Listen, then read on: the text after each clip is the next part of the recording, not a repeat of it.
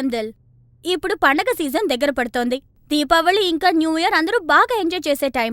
కానీ ఈ సమయంలో కాలిన గాయాలు ఏర్పడచ్చు. కానీ మనందరికీ టపాకాయలంటే చాలా ఇష్టం కదా. కాలిన గాయాలు ఏర్పడితే వాటిని ఎలా ట్రీట్ చేయాలి, స్కార్స్ రాకుండా చూసుకోవడం ఎలా, వీటి గురించి మనం డాక్టర్ జీవితాతో మాట్లాడదాం. ఆమె ఎన్ఎంలో కాస్మెటాలజిస్ట్ ఇంకా డర్మటాలజిస్ట్. ముందుగా నేను చెప్పబోయేదేదంటే ఏదైనా మనం మొదట్లోనే నయం చేసుకుంటే మంచిది. అందుకు టపాకాయలు అవి పేల్చే ముందు మనం 5-6 అడుగులు దూరంగా ఉంటే మంచిది. టపాకాయలకు మనం దూరంగానే ఉండాలి.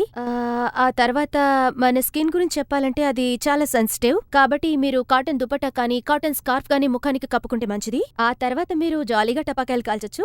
ఒకవేళ ఇన్ని ప్రికాషన్స్ తీసుకున్నాక కూడా మీకేదైనా గాయమైతే మీరు కంగారు పడాల్సిన అవసరం లేదు.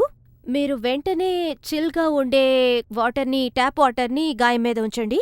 అలా ఒక 10 నిమిషాలు మీకు మంట తగ్గేంత వరకు అలా చెయ్యొచ్చు.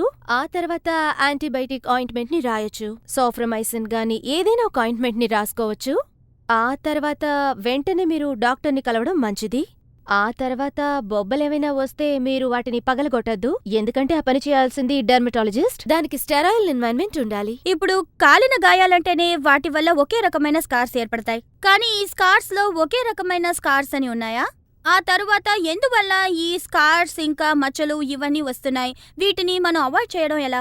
స్కార్స్, మచ్చలు ఇలాంటివి చాలా రకాలున్నాయి. పోస్ట్ ట్రామాటిక్ స్కార్స్ ఇలాంటివి యాక్సిడెంట్ తర్వాత వస్తాయి. ఒక్కోసారి యాక్నాల వల్ల కూడా స్కార్స్ వస్తాయి. సాధారణంగా అమ్మాయిల విషయంలో ఇవి కామన్ గా వస్తూ ఉంటాయి, ముఖ్యంగా టీనేజ్ వాళ్ళకి. ఆ తర్వాత చూసారంటే డెర్మటాలజీ పద్ధతులు చాలా ఉన్నాయి. వాటి ద్వారా మనం ఈ స్కార్స్ ని, వాటి గుర్తుల్ని చాలా వరకు తగ్గించొచ్చు.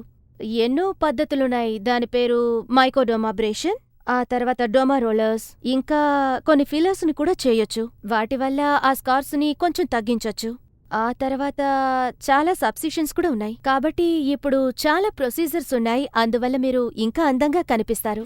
నాకు తెలిసినంత వరకు ఈ స్కార్స్ వల్ల అందరూ చాలా ఎమోషనల్ గా ఫీల్ అవుతారు, అలాగే చాలా బాధపడుతుంటారు. స్కార్స్ ఉంటేనే చాలా మంది బయటికి వెళ్ళడానికి భయపడతారు. ఈ స్కార్స్ వల్ల అందరికీ సమస్యే.